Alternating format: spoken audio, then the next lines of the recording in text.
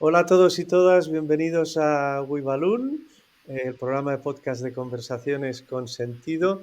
Hoy tenemos el lujo y el placer de tener a Néstor Sánchez. Néstor es neuropsicoinmunólogo y fundador de un proyecto muy pionero que se llama Centro Regenera. Bienvenido, Néstor. Bien hallado, ¿qué tal? Muchas gracias por invitarme. Muy bien. Hoy tendremos la ocasión de poder compartir contigo sobre todo lo relacionado con el envejecimiento activo.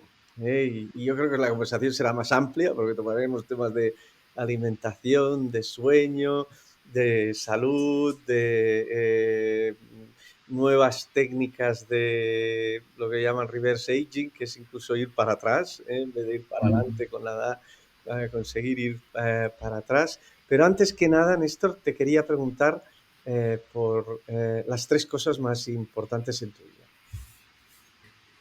Pues es para mí, una que refleja el amor, que es mi familia, mis hijos, mi mujer, mi perro, el amor. La segunda sería la pasión, es decir, creo que una de las cosas que más me mueve y es importante para mí es que esté conectado con, con algo que me mueve las entrañas de una manera muy particular, amor, pasión. Y la tercera cosa importante para mí es la coherencia entre lo que estudio y lo que hago. Entendiendo que dentro de mi manera de ver la coherencia, ya sé que son cosas muy inespecíficas, pero si me preguntas me salen estas tres. Mi coherencia también tiene un punto de flexibilidad, que creo que también es coherente. Es decir, poder entender que el ser humano necesita ver la luz del sol por la mañana, pero si un día no me levanta del amanecer, también forma parte de ser coherente, ¿no? Entonces, amor, pasión y coherencia.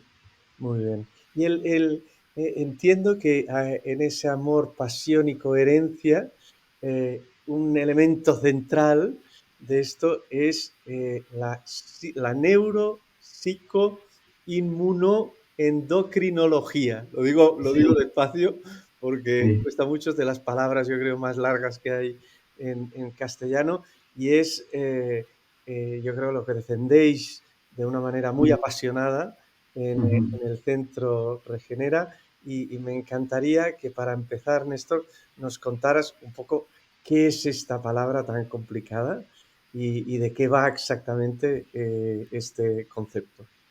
Bueno, pues en realidad va de un cambio de paradigma. Es decir, nosotros durante mucho tiempo y principalmente, digamos, los fundamentos de la salud occidental tiene mucho que ver a partir de un anatomista que se llama Vesalius, que por fin consigue entender cómo son los diferentes sistemas corporales. Entramos en uno de los paradigmas principales de la medicina moderna, que es fragmentar el cuerpo para comprenderlo. La realidad es muy compleja y, por lo tanto, vamos a separarlo en especialidades. Y tenemos los neurólogos, los estomatólogos, los cardiólogos, y eso nos ha aportado muchísimo durante mucho tiempo. Pero ha llegado un momento donde muchas del sufrimiento moderno, por mucho esfuerzo, inversión que llevamos, el otro día miraba cuánto es la inversión anual en estudios relacionados con la salud y son una barbaridad. No hemos conseguido curar un caso de Alzheimer, la diabetes se sigue doblando, cada vez hay más dolor crónico, cada vez hay más gente con patología autoinmune, y por lo tanto se ha llegado como a un tope de este paradigma y empiezan a plantearse que quizás el corolario que se establece del paradigma anterior, que es: si a mí me duele la cabeza tiene que ser porque el problema lo tengo en la cabeza, si a mí me duele el codo porque el problema está en el codo, si a mí me duele el estómago es porque el problema está en el estómago. Eso lo tenemos que superar porque hay una relación muy elevada entre los diferentes sistemas corporales y, por lo tanto, necesitamos una disciplina que entienda cómo es esta complejidad. Y no solo la entienda de piel hacia adentro, sino también cómo se manifiesta según el contexto en el que vive, ¿no? Y de eso se encarga la psiconeuroinmunología. Y en el enfoque que entonces eso es la psiconeuroinmunología, y el enfoque que nosotros siempre ponemos detrás, que es psiconeuroinmunología clínica, lo que busca es añadir el concepto vida. Para mí, el máximo gap que tenemos en estos momentos entre los estudios científicos y la terapia es que está costando incorporar en la vida de las personas este conocimiento, que aislado y general es muy interesante, pero en la vida de las personas tiene muchísimos matices. Entonces, esa es la segunda parte, que es la clínica, es decir, entender que cuando hablemos cuando hablemos de longevidad saludable, de antienvejecimiento, nosotros podemos tener una teoría que está muy bien, pero esa teoría luego la tenemos que aplicar a la vida de la persona y a sus circunstancias, ¿no? Entonces, de todo eso se ocupa la psiconeuroinmunología. Apasionante y un reto. Y Néstor, cuéntanoslo con un par de ejemplos, ¿no? Yo creo que me acuerdo que cuando te escuché la primera vez que me encantó en un seminario de Centro Regenera que hicisteis en el mes de febrero, me parece, hablabas de si te duele la barriga, me parece que decías te vas a enfadar con tu pareja o algo así, o es decir, cómo está todo conectado, ¿no? Los diferentes sistemas y cómo actúan de una manera que tú no acabas de entender, ¿no? ¿Cómo lo explicarías con ejemplos concretos, Néstor? Mira, yo hace tiempo tuve una paciente que tenía un diagnóstico clínico de fibromialgia, ¿no? Entonces, que al final es una etiqueta de dolor de tus fibras, ¿no? Entonces, ahí es un cajón desastre que entran muchísimas cosas, ¿no? Y poco a poco fuimos viendo, pues, qué estilo de vida tenía, que era joven, en esa época, cómo podíamos estimular mecanismos de recuperación corporal propios ante la inflamación. Bueno, fuimos viendo muchas cosas, ¿no? Y en un momento dado iba muy bien, muy bien, muy bien, muy bien, muy bien, y la paciente dejó de mejorar y yo no entendía nada. Y un día le dije, ah, oye, ¿qué pasará si mejoras? Y ella me dijo, que estaría fenomenal. Digo, no, no, no. Concretamente, ¿qué cambiará en tu vida si mejoras? Y me dice, hombre, claro, si me recupero del todo, pues tendré que volver a trabajar. Digo, no sé. Bueno, claro, y si me recupero de todo, esta ayuda que tenemos ahora, que nos está haciendo sufrir mucho, quizá ya no la vamos a tener. Digo, mejor. Y bueno, claro, y si me recupero de todo, volveré yo a ir todas las tardes a buscar a mis hijos, no sé, porque ahora la verdad es que es un jaleo, no sé qué. Digo, no sé, puede ser. Y, no, bueno, si seguimos, ¿no? Al final ella estaba su cerebro, su sistema nervioso estaba anticipando que iba a volver a la situación anterior, ¿no? Entonces yo le dije, oye, ¿sabes qué?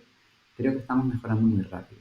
¿Qué te parece si, y esto está siendo demasiado estresante para tu cuerpo, qué te parece si en vez de ponernos un objetivo de mejorar al 100%, vamos a por el 70%? Y dijo, vale, sí, me parece bien. Y desencallamos el proceso. Entonces, entendimos cómo la vida influye, ¿no? Como dice el Roto, dice... Eh, una viñeta que dice, mi marido y yo usamos el precio de la hipoteca como anticonceptivo. Y luego, por otro lado, podemos ver el caso contrario, ¿no? Recuerdo, el caso contrario puede ser como, por ejemplo, se ha evidenciado que una pérdida de peso de un 7% dobla la probabilidad de tener un hijo en personas que tienen problemas de fertilidad, No. ¿no? Entonces, cómo nosotros, entendiendo la relación entre los diferentes sistemas corporales, entendemos que no podemos mirar solo el sistema hormonal, sino que el metabolismo está influenciando sobre el sistema hormonal. Y que si solo hacemos una acción, que sería una terapia hormonal para de hiperestimulación ovárica, nos estamos perdiendo una parte importante. No sé si sirven como ejemplo. Sí, mucho. Porque al final, Néstor, estamos hablando en esta palabra tan larga, básicamente entiendo de 4 sistemas, ¿no? El sistema inmunológico, que es el sistema que nos protege Mm, ante cualquier invasor, ¿no? El sistema endocrino, ¿no? Ujú. Que es pues toda la parte que Las tenemos hormonas. aquí, las hormonas. Después, el sistema neurológico, ¿no? Que Ujú. entiendo que es, bueno, pues todo lo que tenemos en el cerebro, ¿no? Y después, pero después también hay el sistema psicológico, ¿no? Que entiendo Sí. que es lo que nos pasa en la vida, ¿no? Y el relato y las narrativas y cómo vivimos la vida y cómo nos tomamos la vida, ¿no? Entonces, como contabas ahora estos ejemplos, ¿no? Un efecto en el sistema hormonal, pues acaba afectando al sistema psicológico, ¿no? Y, No, al final, mira, dos ejemplos muy claros que quizá a lo mejor la gente los ha vivido más.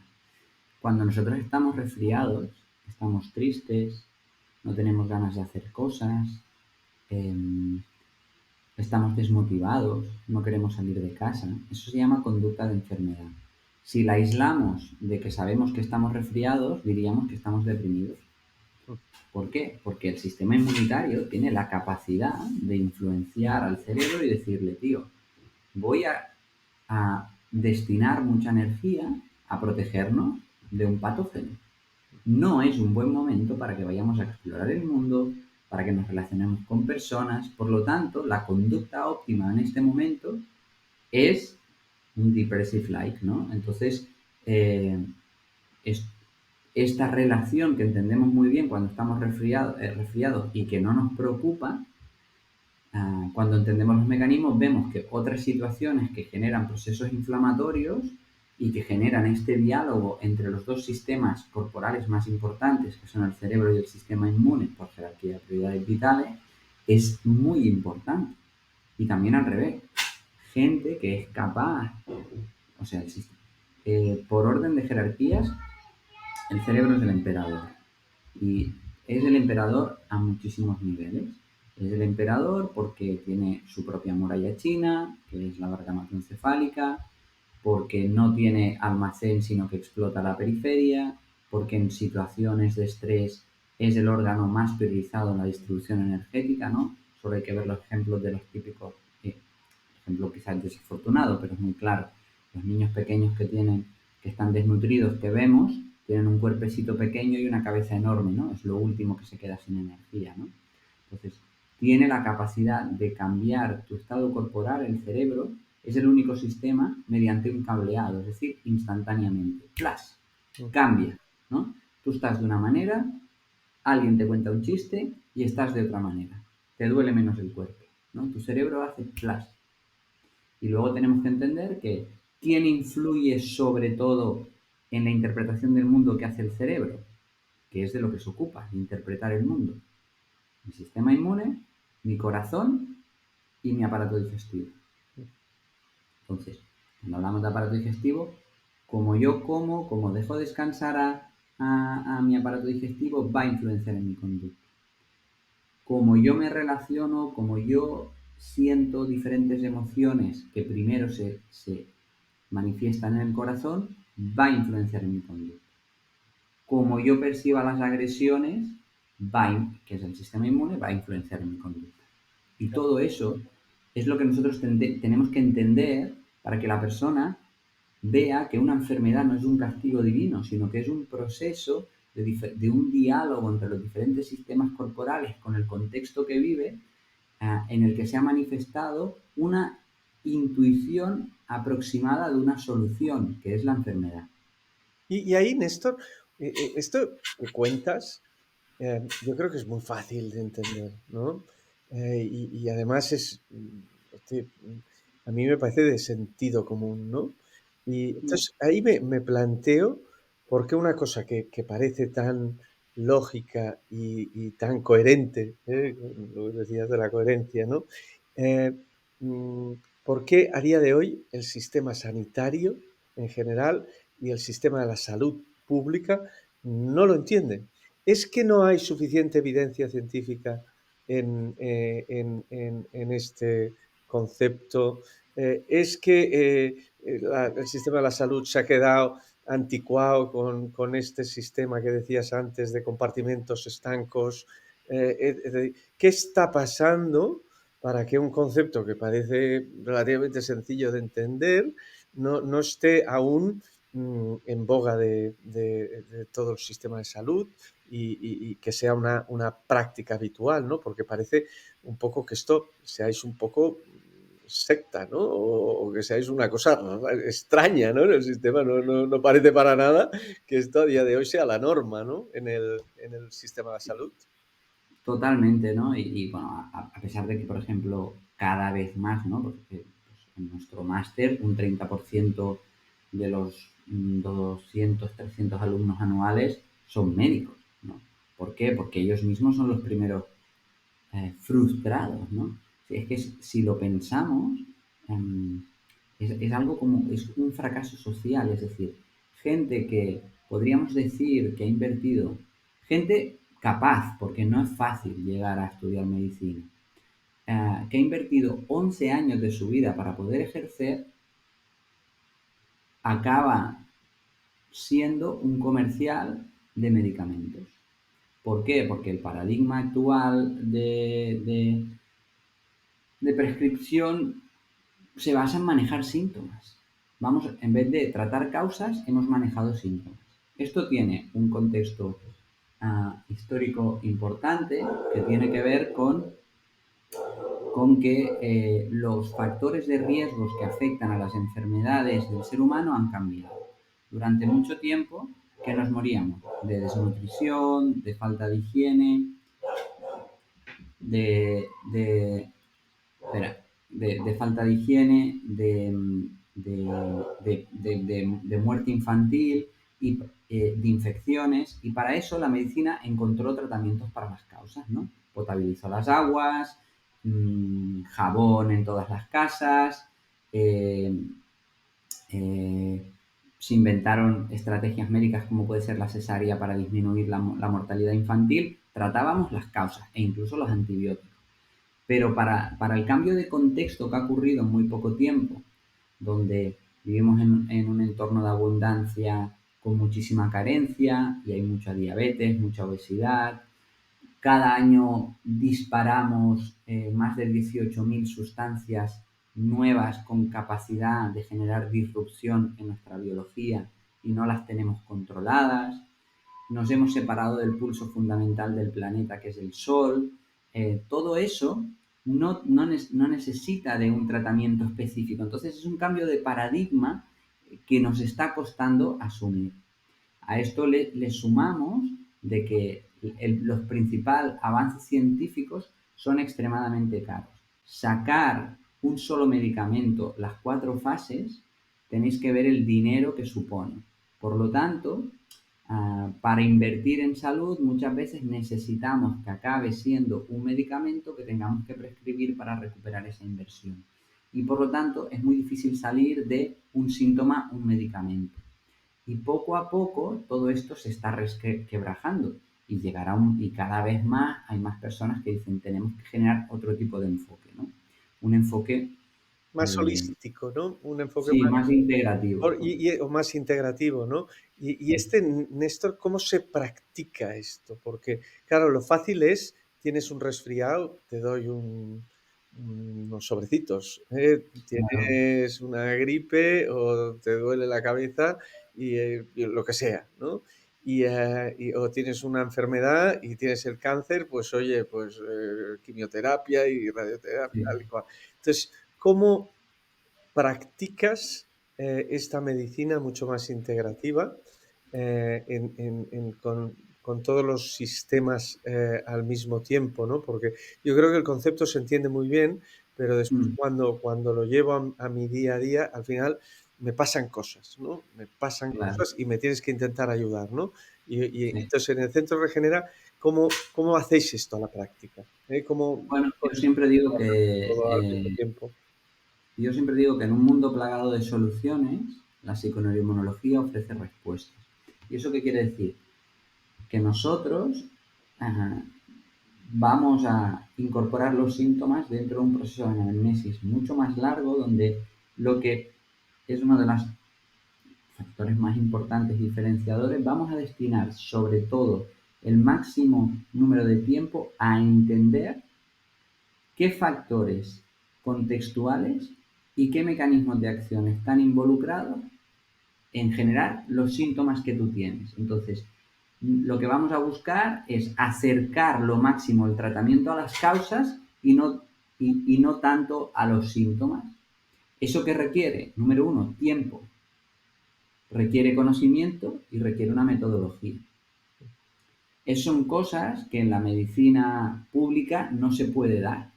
La mayoría de los médicos de familia ya podían hacer una medicina integrativa si en vez de 7 minutos por paciente tuvieran los 90 minutos que tenemos nosotros y le pregunten, oye, ¿cuándo empezó esto? Ah, no, oye, ¿cuándo empezaste tú a tener dolores de cabeza? Pues exactamente. Ah, pues más o menos cuando con 21 años. Ay, ¿qué pasaba? No, que me fui a la universidad. Ay, ¿qué pasó en la universidad? Ah, hombre, pues fue un momento donde empecé con un novio y tomé pastillas anticonceptivas, dejé de comer en casa y comía cada día pasta. Ah, y oye, ¿y esto de comer pasta lo notaste de alguna manera? Oye, pues al principio no, pero es verdad que también, además de los dolores de cabeza, desde entonces me duele la barriga. Ah, oye, cuéntame eso de la barriga. ¿Qué te ocurre? Pues mira, cada vez que como se me hincha la barriga. Ah, oye, ¿tú sabías que si tú comes cada día pasta, hay algunas personas, que hay algunas proteínas que están presentes en la pasta que no podemos digerir de una manera adecuada y generan una respuesta en tu aparato digestivo y tu sistema inmune? Y esa inflamación en tu cerebro se puede manifestar como dolor de cabeza. Ah, pues no lo sabía. Oye, pues fíjate tú que si desde este momento ha ocurrido, ¿qué pasaría? ¿Qué te parece que si esto ha empezado aquí y lo tenemos muy claro, que generemos este cambio porque probablemente si mejoramos tu aparato digestivo, mejorará tu dolor de cabeza? Oye, pues lo veo con sentido, Y ¿no? ahí, Néstor, porque me parece un enfoque muy interesante y me resuena como a caballo entre... nosotros hemos tenido gente muy del mundo puro de la medicina, mm, que basa todo lo que hacen en ciencia y en ciencia probada y tal. Y después hemos tenido el contrapunto de otras personas mucho más en el campo de las terapias alternativas, de lo místico, de aproximaciones sin esta base que los críticos dirán pseudocientíficos, ellos Mm, dirán pues espirituales y dirán de otro enfoque y tal. En cambio, vuestro enfoque me suena como algo un poco en el medio, ¿no? En mm, donde no para es decir, me suena que aplicáis ciencia, porque cuando hablas, ¿no? Es decir, me hablas con cierto fundamento científico, pero en cambio también me resuena un poco a psicología y a indagar en el ser de la persona y en la historia de la persona, ¿no? Entonces, ¿voy bien? ¿Voy bien? sí, o sea, lo primero, hay varias cosas aquí. Número uno, que esto no lo decimos nosotros, la palabra alternativa no me suele gustar porque no es una alternativa. Es decir, la medicina más alopática eh, juega un papel importantísimo. Y cuando tú tienes riesgo de muerte, no te tomes omega 3, o sea, vete al hospital. Y cuando tienes una infección grave, por mucho orégano que tomes, es mucho mejor que te tomes un antibiótico. Eso es así. Lo que pasa que la mayor parte de las personas ahora no tiene patologías, sino que empieza por disfunciones. Las disfunciones son más sutiles. Y en las disfunciones tienes que entender mejor los procesos. Y claro que tienes que aplicar la ciencia, pero la ciencia bien entendida. Para mí hay una diferencia entre ciencia y lo que, o sea, ahora, o sea, a mí me han llegado a decir, Xavi, ¿tú crees en la ciencia? Y yo digo, pero esto es un oxímoron. En la ciencia no se cree como se cree en Dios. La ciencia lo que hace es plantearse preguntas constantemente. Entonces, eh, tenemos y necesitamos seguir estudiando cosas, pero tenemos una limitación. Entonces, aquí hay que aplicar también lo que se llama la plausibilidad biológica, es decir, que hay situaciones que todavía no tienen la evidencia científica suficiente, es decir, no tienen randomized clinical trial para comparar esta variable con esta, es verdad. Nosotros no nos podemos esperar a que todo tenga un RCT para aplicarlo si sabemos que no tiene efectos secundarios y tiene plausibilidad biológica, ¿no? Como decía Salomón Schneider, el editor de PNAS, que es una revista famosa muy importante, decía, para mí los artículos no quiero que me muestren evidencia, sino quiero que me den ideas, ¿no? A veces necesitamos nuevas ideas para algo tan complejo como es la vida. Entonces, necesitamos justamente eso, empezar a entender el conocimiento científico como ideas dentro de una prudencia que, lógicamente, profesionales que sepan lo que hacen, aplicar pues cosas que estamos viendo que funcionan muy bien dentro de la historia de vida de las personas, ¿no? Entonces sí, o sea, creo que la crisis, dentro de la crisis que estamos viviendo es cómo vamos a enfocar, o sea, de verdad solo podemos aplicar todo aquello que tenga una evidencia de, ¿no? Esto hay un señor que se llama Dale Bredesen, que es un estudioso de toda la vida del Alzheimer y que después de ver todo el dinero que se había machacado, si queréis luego hablamos del Alzheimer, pero sin haber encontrado ningún medicamento para Alzheimer, dices que claro, o sea, son tantos los factores que llevan a producir una proteína que se llama, bueno, estas placas beta-amiloides típicas que se ven en el Alzheimer, que son como unos ovillos que impiden al cerebro pensar de una manera adecuada. Que yo no puedo no puedo utilizar la metodología científica clásica de aislar todas las variables para ver si una funciona, porque la vida es compleja. En la vida tú no puedes aislar variables. Y necesito hacer lo que se llaman enfoques programáticos, es decir, voy a tratar muchas cosas en esta persona. Voy a ver cómo es su pareja, le voy a dar vitamina D, voy a decirle que coma mejor, voy a decirle que haga deporte, voy a mirarle una analítica a ver si tiene algún marcador inflamatorio. Y además voy a mirar el descanso. Y lo voy a hacer todo. Eso, tal como está la metodología científica actual, no se puede hacer. Solo en un tipo de estudios que se llaman case report, que es lo que están haciendo. Es decir, te voy a explicar a esta persona cómo está, todo lo que hago y cuánto mejora. No te voy a poder decir si ha sido más la vitamina D o que mira el sol, pero te voy a decir cuánto mejora, ¿no? Entonces, eso ya es un cambio de enfoque, porque la vida es compleja y tenemos que asumirlo, que no todo, o sea, vamos a tardar mucho en validarlo todo tal y como la ciencia valida los medicamentos, que es para lo que está diseñada la metodología científica. Cuando hay una crisis de que los medicamentos no lo solucionan todo, tenemos que encontrar nuevas formas. Thomas Kuhn, uno de los filósofos científicos más importantes, justamente dice eso. Cuando la inversión, a pesar de que la inversión sea muy alta, los resultados no son los adecuados, hay que cambiar los paradigmas. Y en eso estamos. Sí. Y ahí, Néstor, entrando precisamente en eso, y uno dice, bueno, pues no solo voy a mirar los medicamentos que están científicamente probados y tal, sino que en mi día a día voy a tomar decisiones en ámbitos muy... Y ahora quiero ya entrar de lleno en el envejecimiento activo, ¿no? Y en todas las variables del envejecimiento activo, se las has tocado. Y entonces, por ejemplo, empezamos con la alimentación, ¿no? Pues uno se plantea qué tipo de alimentación uno tiene que llevar a cabo, ¿no? Y ahí es verdad que la ciencia nos dice cosas, no nos lo dice todo, y uno tiene que encontrar guías de por dónde moverse, ¿no? Y ahí uno, a veces, Néstor, si te quieres que te diga la verdad, uno se pierde, ¿no? Porque hace unos cuantos años nos decían de que teníamos que comer 5 o 6 veces al día y poquito y mucha fruta y mucha verdura y tal, y ahora en cambio se nos dice que no, que tenemos que hacer ayunos y que solo tenemos que comer una vez al día y que entonces y ahí uno piensa, bueno, estos son modas, ¿cuánto hay de evidencia detrás? ¿Cómo nos guiamos aquí, no? Entonces, en esto que decías antes, Néstor, ¿cuál sería vuestro enfoque ante este problema de la alimentación y los iremos tocando uno a Sí, uno. sí, y que todos, ¿no? Yo tenía un profesor mío, un alemán así muy cuadrado, justamente muy cuadrado, pero que decía, la cabeza es redonda para que los pensamientos circulen, porque es verdad que a medida que va apareciendo nuevo conocimiento, nosotros también vamos cambiando el enfoque, ¿no? Entonces, ¿qué es lo que sabemos actualmente? Bueno, lo primero, para fundamentarlo, intentaré no alargarme mucho, ¿vale?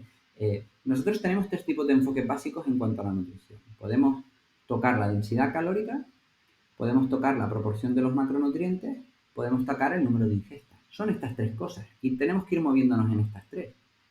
Como más o menos veces, como más calorías o menos calorías, como más proteínas, más grasas o más carbohidratos. Eso es lo que podemos hacer. Y en esto nos vamos moviendo todo el lado y hay artículos y artículos y artículos y artículos. Entonces, actualmente, en estos momentos, todo esto del envejecimiento empieza porque nosotros vemos que la restricción calórica alarga la vida de los animales de laboratorio. Comer menos, comer Comer menos menos, alarga la alarga vida, la vida. Vale, ese es el primer ¿vale? principio. Entonces, a partir de aquí hay una revolución y empezamos a ver cuáles son los mecanismos, qué mecanismos hay detrás, ¿no?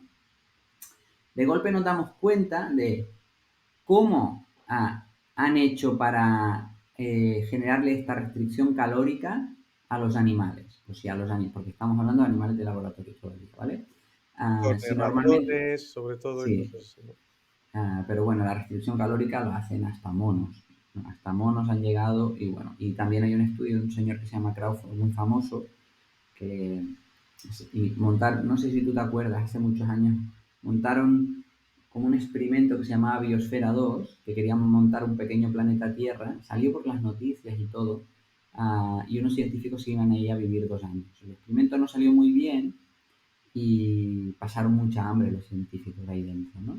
Entonces cuando salieron vieron que habían ciertos marcadores de longevidad que habían mejorado y este señor se volvió uno de los pioneros de la restricción calórica para alargar la vida. Pero bueno, cuando se empieza a estudiar esto en animales, se ve una cosa muy clara, que si antes le daban de comer cada día, para hacerle restricción calórica, les dan día sí, día no. Y entonces, con el tiempo dicen, oye, ojo, a lo mejor no ha sido la restricción calórica, sino la alternancia. Y se empiezan a hacer últimamente estudios y a lo mejor tiene que ver con también el momento del día o de la noche por especie que les toca, ¿no? Y empezamos a ver que justamente tiene más impacto sobre la longevidad que podamos dar descanso al aparato digestivo incluso que la restricción calórica. Que esto es el ayuno, Que esto es el ayuno, es un ayuno intermitente, el ayuno intermitente. ¿vale? Por tanto, Entonces, la segunda cosa es decir, no es comer menos, que sí, quizá, pero es más importante sobre todo, espaciar comidas. dar tiempo para que el cuerpo pueda descansar, ¿no? Entre comidas. ¿Y qué ocurre además? Cuando nosotros espaciamos comida, usamos nuestras reservas. Mm. Y se ha comprobado, sobre todo a nivel cerebral, que el uso de nuestras reservas, es decir, que nuestras neuronas utilicen una grasa metabolizada que se llaman cuerpos cetónicos para obtener energía, tiene que ver con una longevidad saludable. Por lo tanto, oye, en ciertos momentos, otras aproximaciones que faciliten el uso de grasa, actividad física, alimentación muy pobre en carbohidratos para facilitar el uso de grasa. Sí, sí. También, Restringir el azúcar, hacer mucho deporte y restringir el azúcar es lo que permite que aparezcan las grasas en vez de, ¿no?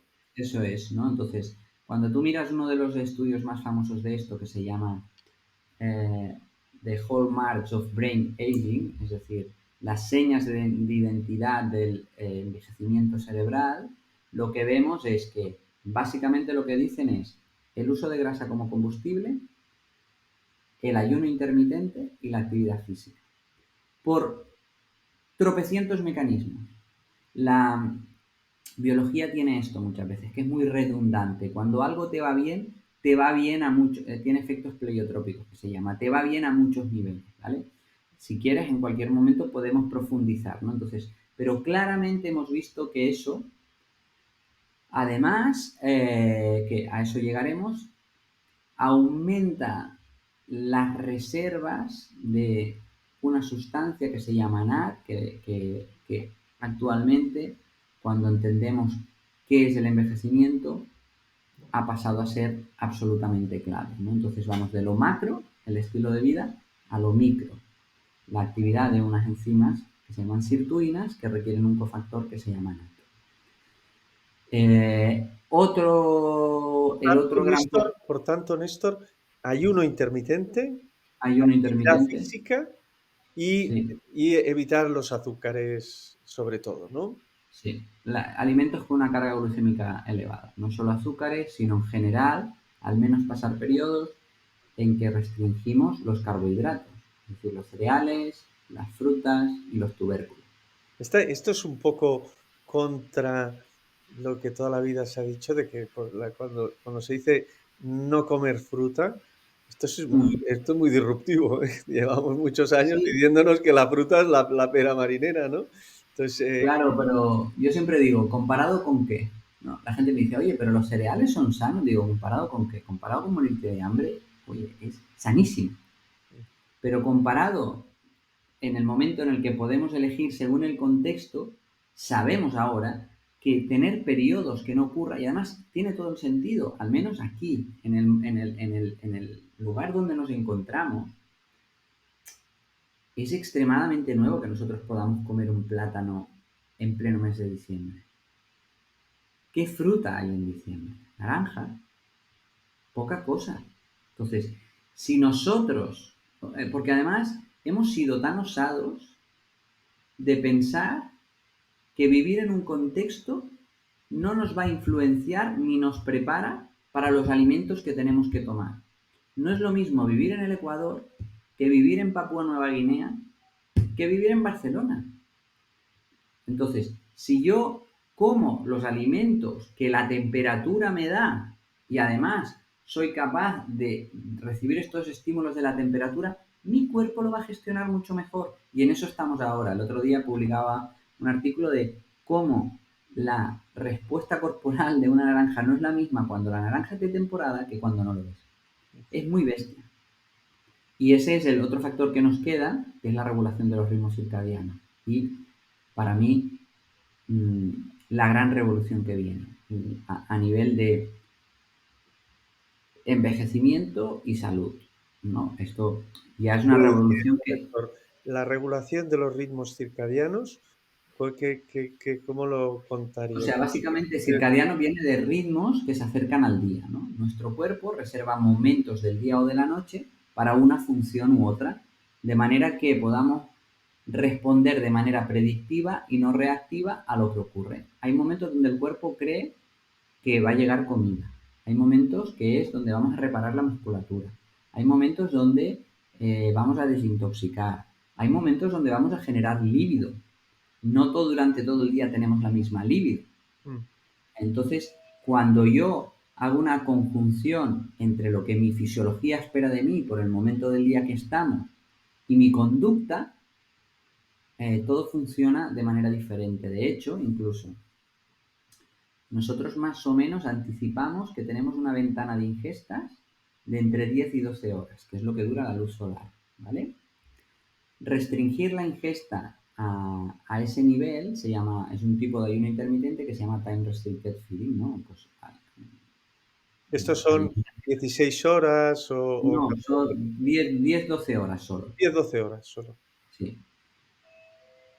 Entonces, cuando se ha comprobado, y esto está publicado en Nature, estudios en humanos, se hace una primera parte del estudio por un señor que se llama Sajin Panda, uno de los más famosos en todo esto, que tú coges personas con sobrepeso, sin ninguna indicación a nivel alimenticio, sin ningún cambio a nivel de actividad física.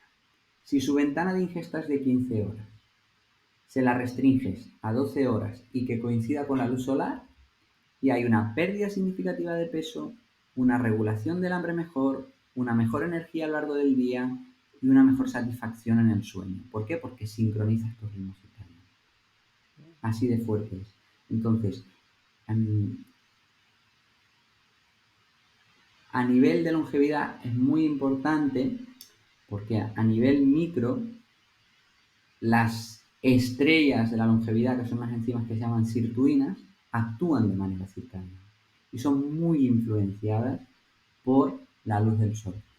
Y los efectos profundos que tiene la luz del sol sobre nosotros es lo que viene ahora. Se llama fotobiomodulación y es lo que, o sea, va muy lejos. Si quieres nos podemos alargar, pero va muy lejos. Y en cuanto a longevidad es algo innegociable. El ser humano siempre ha vivido bajo el sol y necesita de la influencia del sol para mantenerse sano. Y ahí, Néstor, ahí entra, es decir, hablamos de 4 cosas, has dicho, ¿eh? Eso es. Los ayunos, Sí. la actividad física, los hidratos y la La restricción de restricción en azúcares, algunos momentos de hidratos de hidratos de carbono. carbono y los ritmos circadianos, ¿no? Sí. Entonces, entrando en el ayuno, eh, me ha parecido entender que decías que es decir, que porque mucha gente aboga por el ayuno llevarlo a intentar hacer una comida al día, o 2 comidas al día, y abogan por hacer ayunos también de 5 días, o de 10 días, o de 15 días. Ahí, Néstor, porque he visto que me lo vinculas también a los ritmos circadianos, ¿no? Entonces, Mm. ahí, ¿dónde te sitúas? Pues, ¿Cuál en- sería? en- Porque también otra cosa, entiendo que no todos somos iguales, ¿no, Néstor? Y por ejemplo, una persona deportista no es lo mismo que una persona que no es deportista, ¿no? Entonces, ¿qué tipo, cómo ves que tendríamos que actuar a nivel de ayunos? Aquí hay dos cosas y esto es muy interesante, ¿no? Sobre todo a partir de 2018, que aparece, bueno, en Science aparece un artículo que se, revisando todos los efectos sobre la salud que produce el ayuno, se llama Time to Fast. Ha llegado el momento de ayunar. Al año siguiente, New England Journal of Medicine, que es la revista médica más influyente del mundo, saca una revisión sistemática de los beneficios del ayuno sobre la salud del ser humano. Y de golpe nos encontramos, ya veis, reciente, ¿eh? Sí, Pero nos encontramos en una situación muy graciosa, que es lo que tú manifiestas. Dice, tú imagínate que yo lo hago con un medicamento y digo, oye, he sacado un medicamento que es maravilloso. ¿Ah, sí? Sí, dice, mira, es este. Vale, oye, ¿cuántas pastillas me tengo que tomar? No, no, no, va muy bien tomarte uno o tomarte 10. Ya, pero ¿cuántas me tomo? No será lo mismo, ¿no? Pues con el ayuno pasa eso, ¿no? Que se empieza a hablar del ayuno, pero no se habla de la dosis. No se habla de qué es ayuno. ¿Es 4 horas? ¿Es 16 horas? ¿Es 72 horas? ¿No? Entonces, lo que vemos es que lógicamente no tiene los mismos efectos, ¿no? Entonces, para mí, en tu día a día, ¿cuál es una buena aproximación al ayuno? Bajo mi punto de vista, la buena aproximación es generar el contexto facilitador para que tu cuerpo pueda guiarte en lo que debes espaciar con ellos. Entonces, en el momento en que tú te mueves de una manera adecuada, comes alimentos y no productos procesados, no te pasas con la carga glucémica, comes cuando tienes hambre y comes hasta saciarte, cuando te sacias, no te va a dar por comer un alimento a las 2 horas ni a las 3 horas. Y de manera natural vas a generar estas ventanas de ingestas.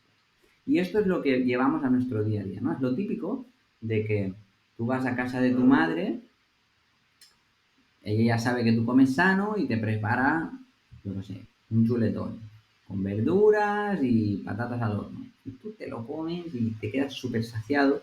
Y llegas a casa por la noche y dices, hostia, no tengo hambre, no voy a cenar, ¿no? Porque me comí un chuletón. Y te levantas por la mañana y tu pareja te dice, oye, ¿no cenaste ayer? Y dices, no. Dice, ¿has hecho ayuno intermitente? Y tú dices, yo lo que he hecho es que no tenía hambre y no he cenado, ¿no? Entonces, eso es lo que tenemos que conseguir realmente, más que estar ahí aguantando horas, ¿no? Entonces, en nuestro día a día, una vez pasamos una fase de lo que se llama recuperar la flexibilidad metabólica, la capacidad de tu cuerpo de pasar horas sin comer, sin sufrir, no se trata tanto de contar horas, se trata de guiarte por tu hambre y saciedad. Y eso nos va a llevar a días de ingestas más grandes y días de ingestas más pequeñas. Y lo más habitual y lo que todo el mundo recomienda actualmente es movernos entre esto, ¿no? En unas ventanas que se llaman de 16-8. una ventana corta de 8 horas donde comemos y una ventana larga donde incluimos la noche, donde Y esta ventana de 16-8, por tanto, es un poco lo que llegas de manera natural cuando eso es, empiezas a hacer esto que tú dices, ¿no? vale. Entonces, a la que haces esto que tú dices, comes sano, haces un poco de ejercicio, de manera natural acabas haciendo 16 horas sin comer y concentras las ingestas en 8 horas, ¿no, Néstor? Sí. Sí, entonces esto es lo que llevamos en nuestro día a día. ¿Qué ocurre? Que uno de los mecanismos de los que más se habla cuando hablamos del ayuno es la autofagia. La autofagia es un mecanismo de reparación celular. En momentos donde hay una bajada brusca de energía, el cuerpo que hace tiende, para mantenerse energéticamente, tiende a identificar orgánulos de las células o incluso células enteras que están mal funcionando, las degrada para obtener energía y las refabrica cuando recupera energía.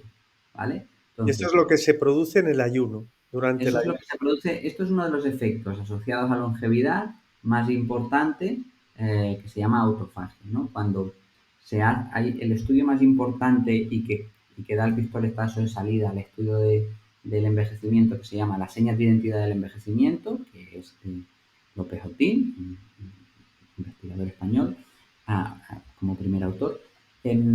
Enseguida le añaden a los factores que describen uno más, que es la autofagia, ¿no? La capacidad de la célula de renovar, de degradar los orgánulos mal funcionantes y refabricarlos de nuevo. ¿Vale? ¿Qué necesitamos? Uno de los factores, bueno, necesitamos que no haya insulina, por lo tanto, que no hayan carbohidratos, que haya una bajada brusca de calorías, por lo tanto, Ayuno. un ayuno, y que no hayan proteínas, porque las proteínas dan una señal de fabricar, no de degradar. ¿Qué vemos? Que no todos los tejidos se quedan sin energía de la misma manera. Y esto es lo que no, es decir, cuanto más importante es un sistema corporal, ya lo habíamos anticipado, más vamos a tardar en dejarlo sin energía o en que perciba que debe renovarse. Entonces, un tejido conjuntivo, incluso un hígado, que es un sensor metabólico, rápidamente percibe la carencia energética y empieza a activar mecanismos de autofagia. Pero un cerebro o un sistema inmune, no. Entonces, lo que se empezó a estudiar es qué dosis de ayuno tengo que dar yo para generar una autofagia sistémica. Es decir, que incluso los sistemas en jerarquía de prioridades vitales más importantes también se renueve. Y de momento, los estudios hablan de que la dosis mínima efectiva para renovar el sistema inmunitario son 72 horas. Entonces, una cosa es mi día a día y otra cosa son píldoras concretas como herramienta terapéutica que yo hago en momentos puntuales Para hacer para, esta renovación sistémica. para generar esta renovación. Que, ojo, Que 72 horas son 3 días sin comer. 3 días sin comer. Pero Tres yo días puedo sin comer comer. líquidos, pero nada más. Puedes tomar líquidos, puedes tomar una mínima microdosis de algo, de pues, un poquito de caldo y tal, porque al final tampoco no son calorías suficientes para boicotear el proceso de autofagia, ¿vale? Entonces, con este tipo de intervenciones, Pero esto es una vez al año o una vez cada 6 meses. una o dos veces al año, ¿no? Una, Hay 2 que veces. tener cuidado. Entonces, esto aparece, muchísima evidencia, incluso revertimos patologías inmunitarias y autoinmunitarias muy importantes, la más estudiada, la esclerosis múltiple, gracias a este tipo de intervenciones. La única intervención con evidencia que revierte una patología autoinmune. O sea, esto es muy fuerte. O sea, está cambiando la manera en que entendemos la inmunología. Sí que es verdad que cuando hablamos de longevidad, a medida que nos hacemos mayores, nos cuesta más fabricar músculo. Sabemos que el músculo es importante para envejecer de una manera saludable. Si nos pasamos con los ayunos prolongados, a la larga y con los años podemos perder musculatura. Entonces ahí ahora se está discutiendo cuál es la dosis anual de ayunos prolongados que deberíamos hacer. para En que principio, consigamos Néstor, es uno o 2 ayunos de uno 3 o 2 al año. Uno o 2 al año 3 es lo días que yo para hacer recomiendo esta ahora. regulación completa, Sí, y el sí, 16-8, que el 16-8 normalmente es me evito la cena o me evito el desayuno, ¿no? eso es. Así de fácil. Y así de Es así fácil. de fácil. Sí. Y Es así de después fácil. las comidas, pues comer, no comer azúcares, no comer hidratos de carbono y comer mucha proteína, ¿no? Y Y ahí grasa de calidad. y grasa No, de y calidad y alimentos de calidad, ¿no? Y frescos y de calidad. sí, fruta, verdura, o sea, fruta moderadamente, algún tubérculo, muchas verduras, carne, pescado, huevos, setas, algas, frutos secos. Esto sería un poco ah, lo que todo el mundo está recomendando ahora. Y Néstor, y las personas que ahora entramos en el deporte, ¿no? En la actividad física, las personas que también hacen mucha actividad física, ¿también lo mismo? O En general sí, aquí vamos a diferenciar salud y rendimiento, ¿no? Hay momentos, o sea, no es lo mismo, es verdad que, y bueno, y tipo de actividad física, porque si nosotros, ¿no? Que llevamos muchos futbolistas. Un futbolista que tiene pues un metabolismo muy glucolítico, no tiene sentido, o un sprinter, no tiene sentido que no incorporemos carbohidratos de vez en cuando. También por el grado de musculatura que tienen, lo van a gestionar sin ningún tipo de problema, van a ir rápidamente al músculo. Un ultra runner que lo que tiene que hacer es utilizar grasa, pues no es tan importante, ¿no? Entonces ahí depende un poco de la actividad, y el ultrarunner sí que le vamos a entrenar para que en ciertos momentos sepa utilizar los carbohidratos, que ya sabe, ¿eh? Porque nunca dejamos, porque fabricamos una parte, pero para que en competición, en un momento dado, si en un habituallamiento toma un chupetín, pues lo sepa utilizar y sea un extra, ¿no? Es lo que llamamos entrena en carencia, compite en superávit, ¿no? Pero en general la aproximación para estar sano es la misma. Moderada en carbohidratos, con mayor o menor medida según el tipo de actividad, espaciando comidas, entrenando con el estómago vacío, regulando los ritmos circadianos, y el deporte ya lo tiene incorporado. y a nivel de actividad física, entrando ya en actividad física, Néstor, ¿cuál es la recomendación principal? ¿Qué tipo de actividad física tendríamos que hacer para tener un envejecimiento activo? ¿Qué es lo más recomendable a día de hoy, que tiene más evidencia científica del tipo de actividad física que deberíamos estar haciendo? Los dos factores que más evidencia tienen son: mantén tu salud cardiovascular, entonces ejercicio a muy baja intensidad, lo que se llama en zona 2. Que eso a muy baja intensidad es caminar. Eso es 180 menos tu edad de pulsaciones. Vale, La gente, esto hay un autor que se llama Maffeton, que tiene un artículo muy famoso que se llama Fit but Not Healthy. Hay Fit but Not Healthy. Vemos que hay muchos deportistas que solo entrenan hits, que van mucho al sprint, que solo hacen series, que tienen capacidad de correr la maratón en menos de 3 horas, pero están súper insanos, ¿no? Entonces, si queremos estar si yo sanos, tengo 50 años, Néstor, 180 menos 50 son 130, es decir, quiere decir que tengo que hacer deporte a una intensidad de 130. y eso es muy difícil. Sí, Eso es muy difícil, ¿eh? Porque y Mafetone ahí insiste mucho, porque tú estás bien, estás entrenado, estás acostumbrado, y irte un poco más de trotar ya te va a subir las pulsaciones. Entonces necesitamos caminar, sí, pasear por la montaña, hacer ejercicio a baja intensidad. vale, Ellos son muy rígidos con esto. Yo, a mi experiencia clínica, digo eso: trotar, disfrutar con muy poca exigencia, vale. ¿vale? Cualquier Ah, deporte intenso no es recomendable. bueno, sí, pero vamos por partes. Intenso quiere decir, yo por ejemplo que juego a squash, ahí me pongo a veces a 180, y es, Claro, pero eso es momentos puntuales. En nuestro día a día, lo más importante y lo que primero tenemos que conservar es salud cardiovascular y musculatura. Entonces, vale. fuerza, trabajo de fuerza. Esos son los dos pilares. Y por La encima de estos musculatura pilares, está muy relacionada, ¿no? Con la con el envejecimiento activo, que esto yo lo descubrí hace no mucho, ¿no? Que sí, hay que intentar, con la edad, ¿no? Mantener mucho la musculación, ¿es verdad, no, Néstor?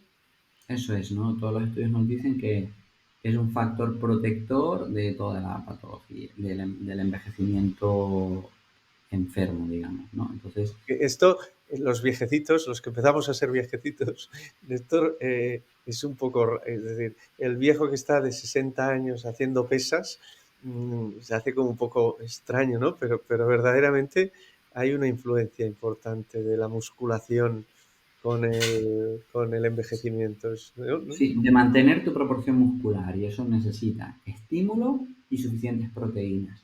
Sabemos que si tenemos el estímulo adecuado y comemos suficientes proteínas, se ha estudiado que a partir de los 40, para producir la misma cantidad de músculo, necesitamos casi el doble de ingesta proteica, Mm. ¿no? Y por eso a veces nos quedamos un poquito cortos con eso, ¿no? También depende un poco de cada cuerpo. Hay cuerpos que tienen más capacidad de conservar el músculo que otros, ¿no? Ahí Porque es y ahí, donde... Néstor, en la actividad física, es decir, hablas de la cardiovascular, hablas de la musculación, pero mucha gente cuando envejece, sobre todo lo que hace es mucho estiramiento, mucho ejercicio de abdominal, pero no de muscular, sino más de estirar, ¿no? Eso, Sí. ¿cómo lo ves eso? Bueno, que es otra capacidad física que estaría muy bien conservar, pero a nivel de envejecimiento, por orden y jerarquía de prioridades, salud cardiovascular, musculatura y luego sí entraría la flexibilidad y los sprints. Entonces, lo top sería mucha variabilidad, con un fundamento y una base que es mantén tu musculatura, entrena a baja intensidad y luego diviértete. Y, joder, es muy divertido jugar a squash, una o dos veces. Y eso también da un estímulo interesante, pero si tienes poco tiempo y quieres, es mejor que priorices las bases que no solo jugar a squash. De hecho, solo jugar a squash y no hacer otro tipo de deporte puede ser hasta contraproducente. Pero si tú ya de base vas caminando a los sitios, eres una persona activa, no haces deporte si no eres activa en general, que luego hagas hits, entrenamientos de alta intensidad, ya nos viene bien, ¿no? Y ahí, Néstor, a nivel de frecuencia, tienes que hacer 3 o 4 días a la semana mínimo, cada día un poco, como que... O sea, lo que es ejercicio a baja intensidad debería ser cada día Mm, y fuerza al menos 2 veces por semana. vale, vale, Y a partir de ahí puedes sumar 1, 2, 3 días más. vale. Depende de...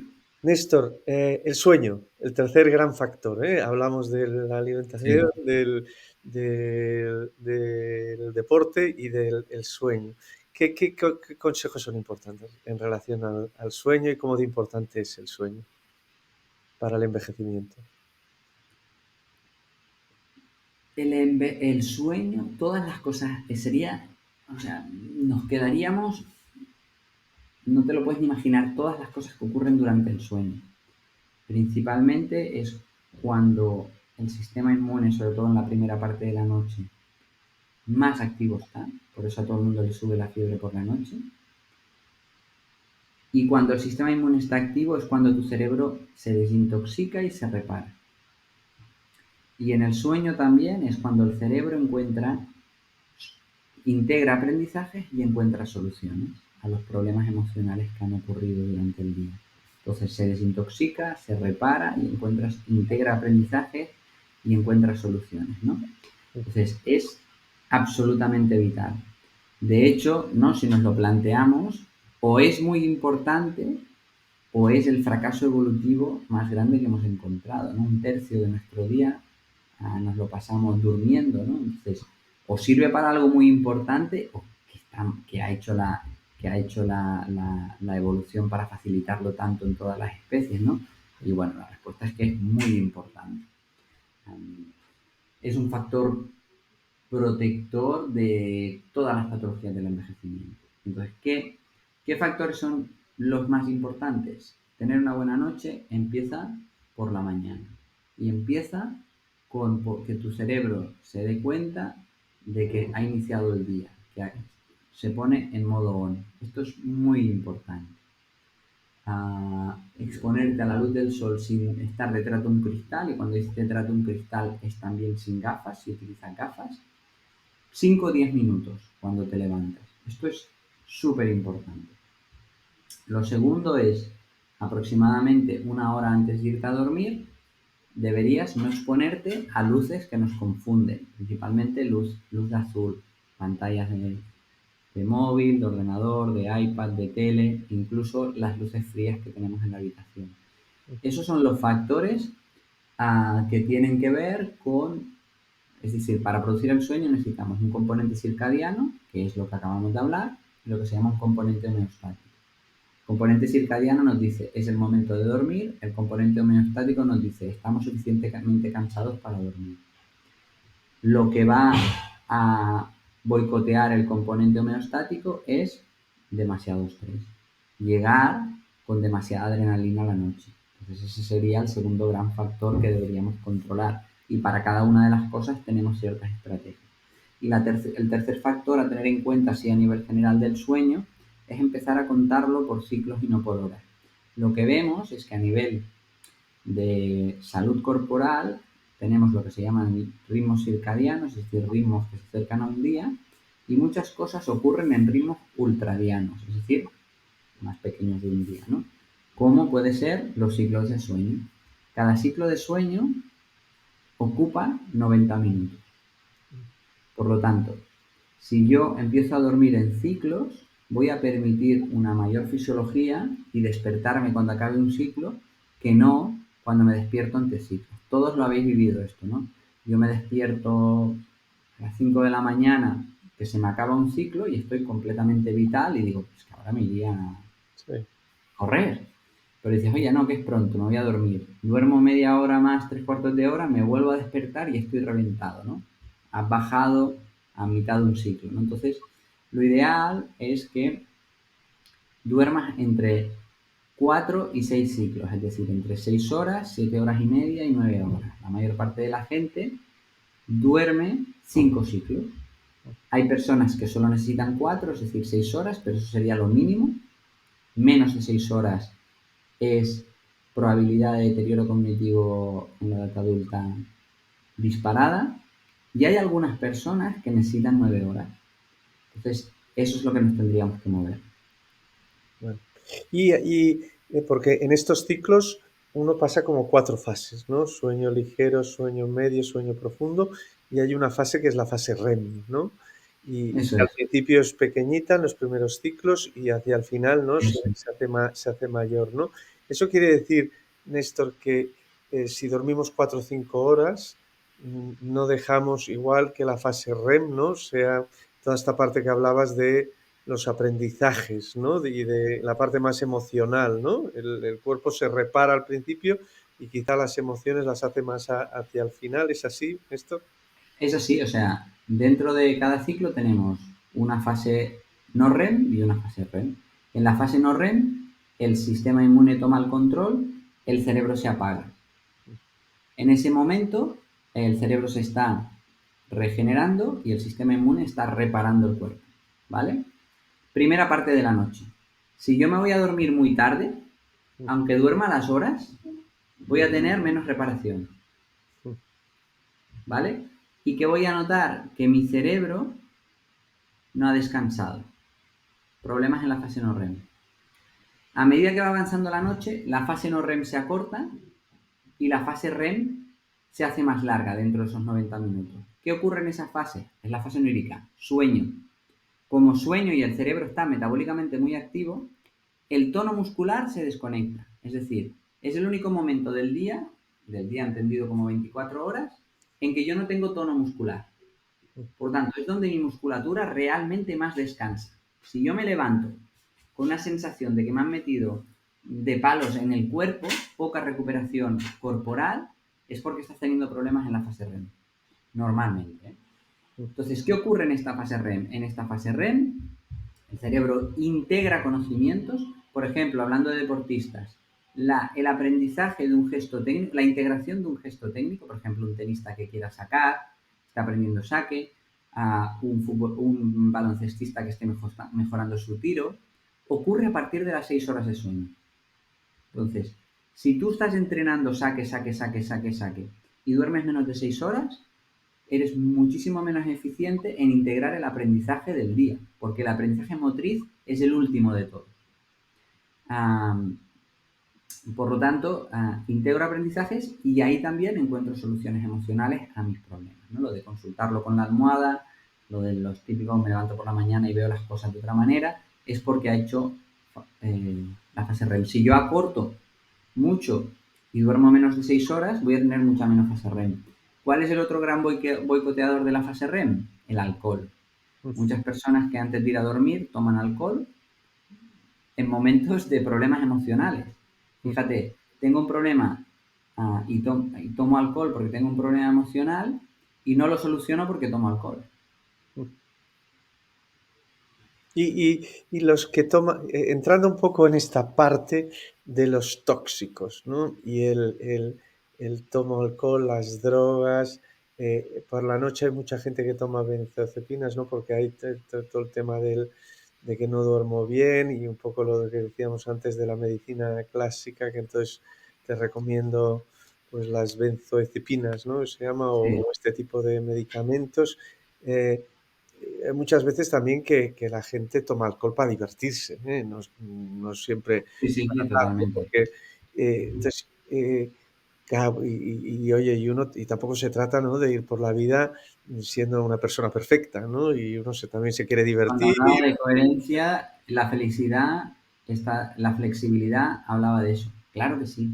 Y Hay ahí, momentos. Néstor, ¿cómo gestionamos oye, la voluntad también de divertirte y de ser un poco gamberro en un momento dado en la vida y el poder, pues, oye, pegarte una comilona, pegarte una fiesta, tomarte 2 cervezas porque llevas un día muy duro y, ¿sabes? Y entonces, ¿cómo afectan los tóxicos? Es decir, ¿cómo afectan los tóxicos en el envejecimiento? También no es lo mismo, ¿no, Néstor?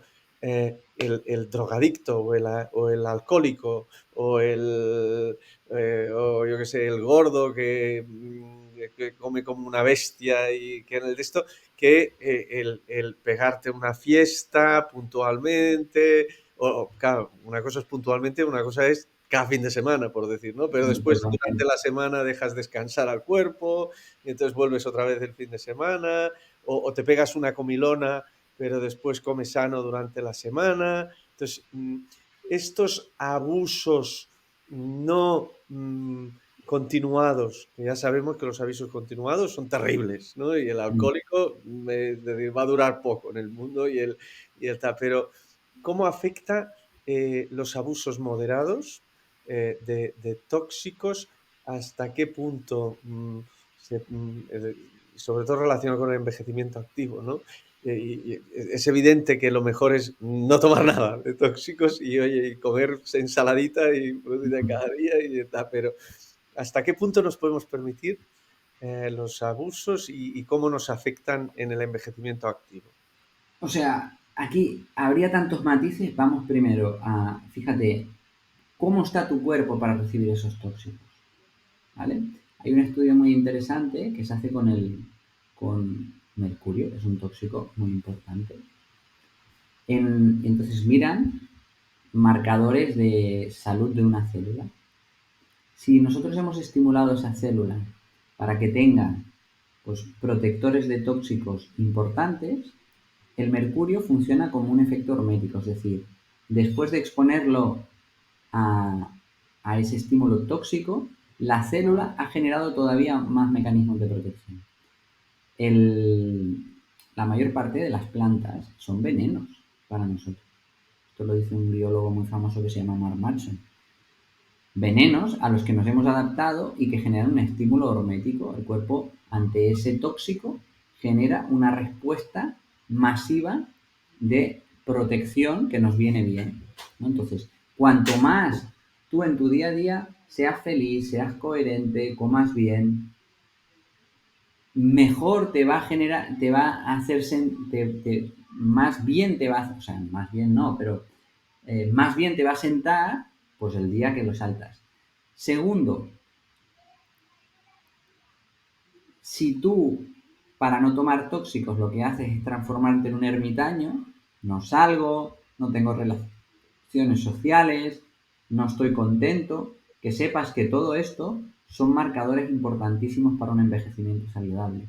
El propósito y las relaciones sociales tienen un impacto mayor en el envejecimiento saludable que dejar de fumar, ¿no? Entonces, tenemos que encontrar nosotros, cada uno, nuestro equilibrio por nuestra vida, por nuestra salud previa, por nuestro estado corporal y por lo que suma en ciertos momentos. Yo hay veces que, o sea, yo siempre digo que tengo la misma actitud, pero la misma actitud de los 20 años, pero un hígado de 40, ¿no? Entonces, es verdad, pues ya no puedo hacer lo que hacía con 20 años. Pero aún así, hay veces, ¿no? Que vas con tus amigos, los que te enriquecen, los que te nutren, y por mucho que tú notas que esa cena donde ha habido un poco más de vino de lo normal y tal, te ha cargado, sabes que te sienta bien. Bueno, al menos yo tengo esa sensación, no sé qué os parece, ¿no? Entonces, yo creo que ahí sí que hay que encontrar el equilibrio. ¿Cuándo no? O bien cuando empiezas a manifestar síntomas o cuando tu cuerpo te lo dice demasiado. O sea, no, te estás pasando si al día siguiente de cada vez que haces estos excesos tienes una resaca. Eso quiere decir que tu cerebro se ha inflamado, hay una neuroinflamación. Que un día la tengas, ok, pero que siempre tengas esto y empiece a formar parte de tu vida, es que te estás pasando de tóxico. Y dentro de estos tóxicos, el tabaco, el alcohol, las drogas, que ahora están y abundan mucho, sobre todo entre gente joven, que ya se ha normalizado mucho, y esta idea también de los consumos de tóxicos los fines de semana y después entre semana, pues me cuido y hago un poco la homeostasis, ¿no? De volver. Mm. ¿Ahí qué podemos decir, Néstor? ¿Cuáles son los tóxicos peores? ¿Hay prácticas que no son tan malas respecto a tal? ¿Ahí qué dirías? Buah, aquí es difícil decir de cuál es mejor y cuál es peor, la verdad. Yo te diría que eso es como cuando la gente me dice, oye, y el día que me salto la comida, ¿qué hago? ¿Me como una pizza o me como una pizza sin gluten de no sé qué? Digo, la que más te guste, porque es el día que te lo saltas y los beneficios vienen por el otro lado. Ten la experiencia adecuada. Lo que no lo hagas 3 días de la semana de 7 días, porque entonces ya nos estamos pasando. Y también, cuando la experiencia, hay que tener el aprendizaje, ya lo sé que esto es poco concreto, pero para que la experiencia sea realmente satisfactoria, porque cuando te pasas, tampoco la experiencia es satisfactoria durante la noche, entonces ahí tienes que encontrar tu equilibrio, pero esto es algo que yo veía mucho y siempre me reía, ¿no? O sea, tú hablas de estilo de vida, de no sé qué, y luego ves al típico este hombre de bar, ¿no? Hay un típico como estereotipo, ¿no? Que lo ves así, pues, con barriga cervecera, colorado, que tú dices, le va a dar un ataque al corazón, va a explotar. Pero el tío siempre se está riendo, tiene un montón de energía, aguanta, está a todas, ¿no? Os suena a alguien así, ¿no? Entonces, es verdad que su cuerpo está sufriendo y por lo tanto se está pasando porque se puede morir de un infarto del corazón, pero su cerebro se mantiene sano. Entonces, mientras el cerebro está sano, estás contento. Entonces, el marcador de cómo estás tú de neuroinflamado para mí es muy importante. Mientras los tóxicos no afecten y no te genere inflamación cerebral, es que te estás moviendo en una dosis adecuada. Si hay manifestaciones corporales, es el segundo marcador, que estás pasando. Pero entonces ahí es donde tenemos que relacionarnos. Y yo, Y ahí estás tocando, Néstor, el tema que ahora quería tocar, ¿no?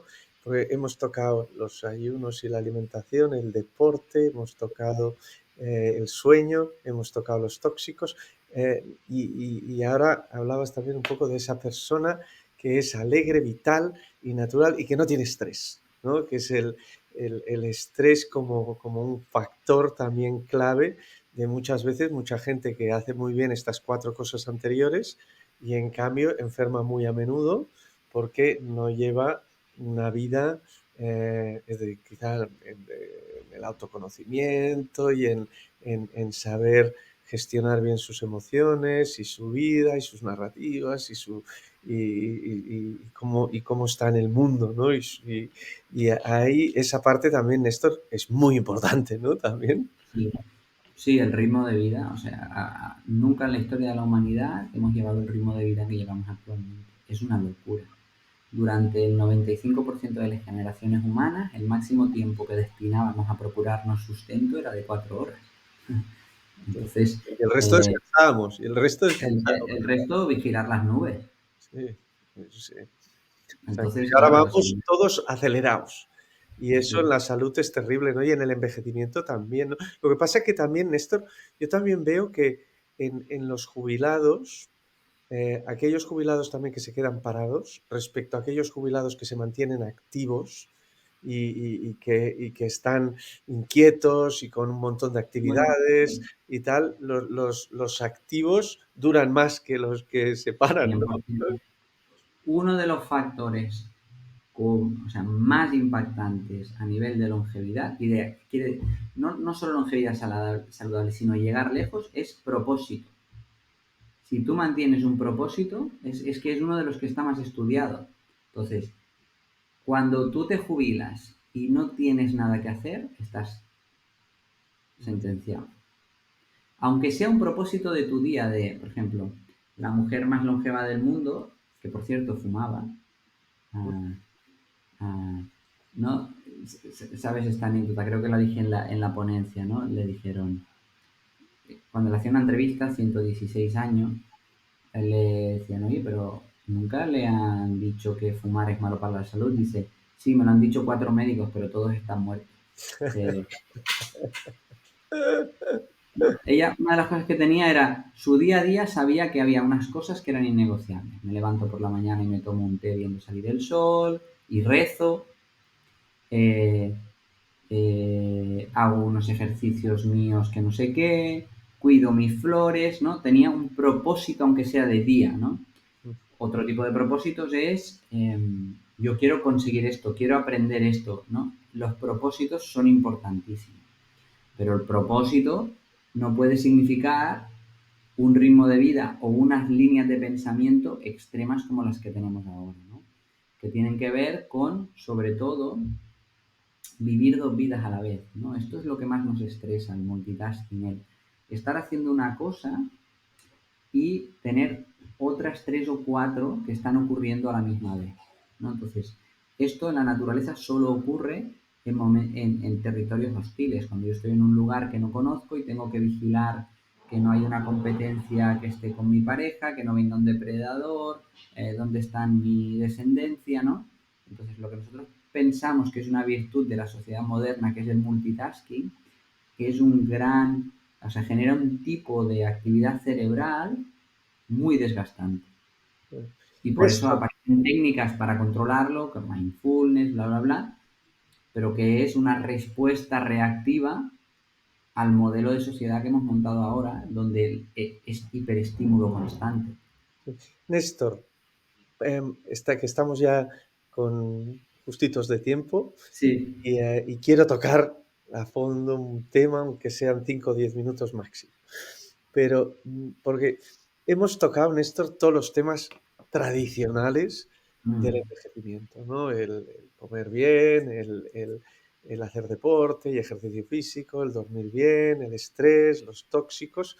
Pero ahora, en el momento en el que estamos, eh, como sociedad y como humanidad, además de todo esto, Néstor, está apareciendo algo nuevo que es lo que algunos autores le llaman el reverse aging, que Mm. es que a día de hoy la ciencia, a través de diferentes tratamientos, de regeneración celular, de plasma, de regeneración de órganos, de un montón de posibilidades, pues está empezando a abrir la posibilidad de no solo no envejecer, sino incluso llegar a un punto a que podamos ir hacia atrás. Es decir, en vez o 100%. Bueno, al menos quedarnos en el mismo punto, ¿no? Sí, y no sí. avanzar, ¿no? Nada, estamos muy cerca de eso. O sea, Sí. yo Entonces, creo que nosotros estamos para verlo. O sea, yo siempre digo, estamos en un momento de que lo más importante para un envejecimiento saludable es que no te mueras, porque cada año vamos avanzando tanto que lo que ocurre en un año ya va a retrasar 2 años de vida casi, ¿vale? ¿Por qué? Porque hemos entendido cómo se produce el envejecimiento, que es una pérdida de identidad celular. Es decir, la célula empieza a funcionar sin saber muy bien si es una célula de la piel, si es una neurona, si es una nefrona.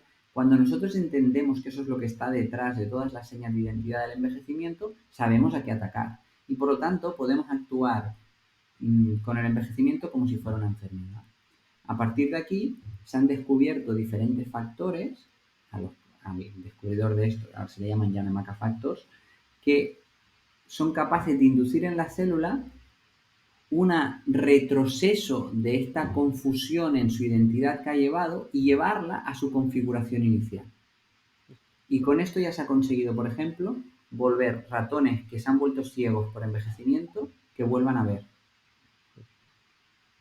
O se ha recuperado un cartílago de una rodilla completamente desgastado. Entonces, el uso de factores de tratamiento del epigenoma de la célula es uno de los mecanismos. Trabajo con células madres que tienen un mecanismo parecido, también se está utilizando mucho. Y un tercer factor es la construcción desde tus células a partir de este conocimiento de órganos tuyos que van a generar cero rechazo, ¿no? Entonces, estas tres vías, más allá de todo lo que sabemos actualmente, están llevando a conseguir realmente cosas muy, muy, muy espectaculares. Con células madres recuperamos una quemadura de segundo grado en 48 horas. pero Las estas fotos son... quemaduras, por ejemplo, Néstor, que me acuerdo que lo contaste el día que te escuché, ahora hay mucha gente, por ejemplo, que llega a los hospitales a día de hoy con estas quemaduras de segundo grado y no son ahí, a día de hoy no son capaces de hacerle, de tratarle y de recuperarle de la manera como estás diciendo, ¿no? Parece como una cosa milagrosa, ¿no? Entonces, Totalmente. aún está en fase muy de experimentación y aún no lo tenemos en el sistema de salud. ¿Está Desde llegando? que, en general, se está intentando acortar los tiempos, pero por norma, desde que un conocimiento en ciencias curre en opinión, se tarda 17 años a que llegue a las clínicas. Y eso lo tenemos que acortar, ¿eh? Pero estamos ahí. Ahora hay hospitales pioneros que lo están llevando a cabo. Tiene ciertas deficiencias en algunos casos, pero no, por ejemplo, el tema de las quemaduras no es muy complejo y ya se está aplicando. Yo creo que en los próximos 5 años lo veremos mucho más. Y ahí en estos son células madre, es como la primera gran cosa que vamos a ver y que ya se pueden hacer tratamientos en determinados centros avanzados y en donde puede empezar, por ejemplo, en regeneración de cartílagos, también tú decías, ¿no? Y Sí. después, qué más hay así? Factores de transcripción, los Yanamaka factors, ¿Vale? ¿Esto qué es exactamente, Néstor? son señalizaciones celulares que le indican a la célula que vaya atrás en su evolución del tiempo. Incluso pueden llegar a hacer que vuelva a ser una célula pluripotente, es decir, ¿Y esto cómo que se hace, todas... Néstor? Esto es con Eso cogen un inyectas. vector que cogen un virus como vector y lo inoculan dentro de la célula. Y influyen que esa célula literalmente rejuvenezca, pero rejuvenezca hasta que sea un bebé. Entonces, aquí la dificultad que se tiene actualmente es qué estímulo concreto doy yo para que la célula vaya para atrás hasta donde yo quiera, no más. Bueno, O no se transforme en otra célula y me produzca un cáncer, ¿no? Entonces ahora están en eso, en la combinación de los Yanamaka factors y de otros factores eh, para encontrar la dosis adecuada en cada situación. Pero no estamos lejos, no estamos lejos. y también he oído hablar también de cosas como renovación de plasma, ¿no? Lo que se hacía Mick Jagger, ¿no? De cambiarse la Sí. sangre. Yo cuando veo a Mick Jagger ahí bailar a los 80 años como una bestia, con todo lo que se ha tomado y con todo lo que se ha metido y digo, hostia, esto es que claro, es como Drácula, ¿no? Que él se cambia la sangre cada año, se pone sangre, y esto es bastante conocido, ¿no? Entonces, vamos a una sociedad en donde cada año nos estaremos cambiando la sangre y metiéndonos chutes de células, cambiándonos órganos y metiéndonos órganos con 3D. ¿Esto es el reverse aging, Néstor?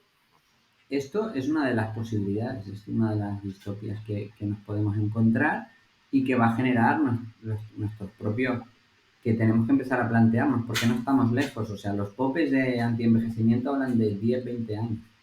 Mm. Entonces, eh, entonces es poco, ¿no? 10, Entonces, 20 años para para que poder... veamos, para que vivamos 150 años. Bueno, sí, 10, Sanos. 20 años para poder frenar tanto el envejecimiento que casi no envejezamos y podamos alargar de 100 a 150. Eso es. Wow, Es mucho, ¿eh? sí. Pero claro, esto va a generar pues, pues, unos dilemas. ¿Quién tiene acceso a esto? Claro, porque Eh, solo los multimillonarios van a tener acceso a esto. Esto está la esto, pregunta, ¿no? Vamos a crear una sociedad de los ah, transhumanos millonarios que se pueden permitir todo esto y los pobres. incluso si nos fuéramos de aquí a nivel de, ¿no? Pues esto típico de las grandes economías, ¿no? Sabemos que ahora ya hay un problema de la acumulación de riqueza en pocas personas, pero que esta normalmente se distribuye en las generaciones posteriores, ¿no? Y eso redistribuye un poco las riquezas. Pero en el momento en el que el patriarca no se muera, ¿no? La acumulación de riqueza va a ser mucho mayor. Es decir, o sea, tiene unas implicaciones a muchos niveles que nos tendremos que plantear. Y sí, en eso estamos. No sé, yo creo que entre Y ahí, esto y la... Néstor, ahora, claro, todos estos tratamientos ya veremos cuándo llegan, ¿no? Y uno se plantea también decir, oye, ¿qué puedo hacer ahora? ¿Dónde está? Y me acuerdo que además de todo lo que hemos ido comentando hoy, que ha sido muy extenso, también, Néstor, recuerdo que comentabais en vuestra charla temas relacionados con probióticos y... Lo que tiene más evidencia en estos momentos es un suplemento que se llama nicotinamida mononucleotido, NMN, mm, que activa la actividad de las sirtuinas. Todavía ah, hay un poco de discusión en qué tejidos afecta o no, pero ya se está utilizando porque además es un derivado de una vitamina B y por tanto no tiene efectos secundarios. Ahora uno de los popes de todo esto que se llama David Sinclair, de hecho, saca un derivado de esto con una biodisponibilidad mucho mayor, están a punto de sacarlo. Y luego otro suplemento típico de todo esto es el resveratrol. El transresveratrol se ha comprobado que tiene este efecto, ¿no? Entonces, esto se quiere está decir que tenemos que recomendando tomar una pastillita de estas dos cosas cada día a para... partir de los 50, ¿Sí? 1000 miligramos de transresveratrol y nicotinamida como lo que más se recomienda. Luego podríamos hablar de otros medicamentos que se están hablando y que en algunos yo estoy más de acuerdo o menos, como la metformina, que también se habla mucho, la rampamicina, pero yo de momento creo que todavía no está lo suficientemente claro para saber si tiene más beneficio que prejuicio. Entonces, Y aunque sabemos probióticos es una cosa que me acuerdo, ¿no? O no tiene tanto que ver con el con envejecimiento. el envejecimiento no tanto, con tu salud probablemente sí, pero además em, es mucho más individual, ¿no? El tipo de probiótico que tienes que usar, no a todo el mundo le funciona de la misma manera. Néstor, ahora sí que tenemos que acabar, nos hemos Sí, pasado de tiempo. sí, Una última pregunta muy rápida, Néstor. sí. Si tuvieras que recomendar una sola cosa de alguien que realmente va a empezar y que no está haciendo nada de todo esto que hemos dicho casi, la cosa que tú crees que es más eficaz o aquello que destacarías más en el camino hacia un envejecimiento activo, ¿qué es lo que destacarías? Yo te diría, de todo lo que hemos dicho, lo que te sea más fácil, Vale. porque siempre volvemos a lo que nos hace felices. Mm, Si para ti hacer deporte es un infierno, no empieces por el deporte. mm. Pero en cambio no te importa espaciar comida, empieza por ahí. Porque además eso te va a generar la energía para generar el siguiente cambio. Es muy importante. Para mí, Hacer el mínimo cambio efectivo. ¿Qué quiere decir efectivo? Que lo puedas incorporar en tu vida. ¿Por qué? Porque te cuesta poco. Empieza por eso. Muy bien. Néstor, ha sido un lujo, un placer tenerte. Muchísimas gracias por tu tiempo. Yo creo que ha sido una delicia poder conversar contigo. Un placer. A mí ya sabes que me encanta, así que muchas gracias por invitarme. A ti, chao, Néstor. Chao.